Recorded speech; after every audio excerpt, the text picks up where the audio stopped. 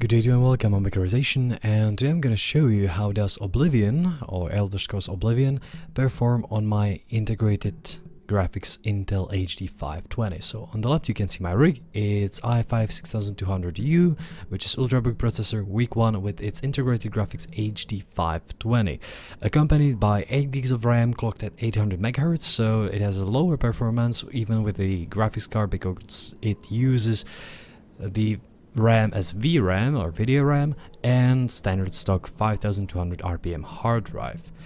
Now, at the bottom you will see the results of settings or some resolution changes with the same settings. So you can also see my loader. Therefore you can see that there is actually used the Intel HD and that there is actually used no AA, no HDR, but some distant trees and these things. Now within the in-game settings, we are in here.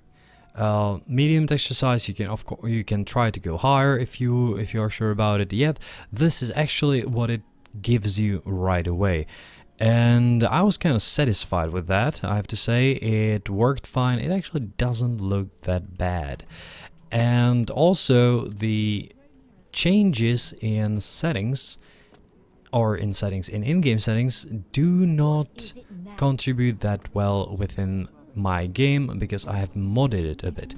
There are mods which are actually mentioned below in the description, such as natural weather, some extra immersive stuff, natural habitat, natural vegetation, and these things. So for example, walls and some stones actually look different. Some of the trees actually look a bit different. You can see that they are slightly better than they should be.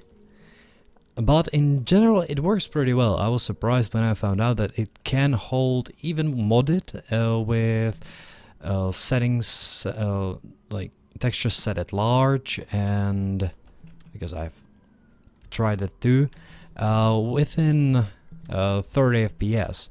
Like there was occasional drop to like 28, 27, but that's occasional drop partially caused by Oblivion natural stutter.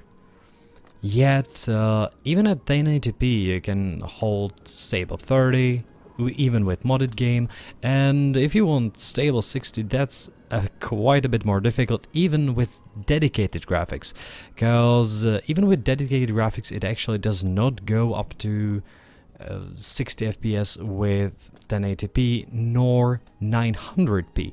It actually went to 60 more stably when I went down to 13, 60, 67, 68 with the dedicated, but in here it actually does not go there even at 720. Yet 30 is the goal, and I have to say that considering that the game is that old, it actually looks pretty good once you're not looking at some of the characters.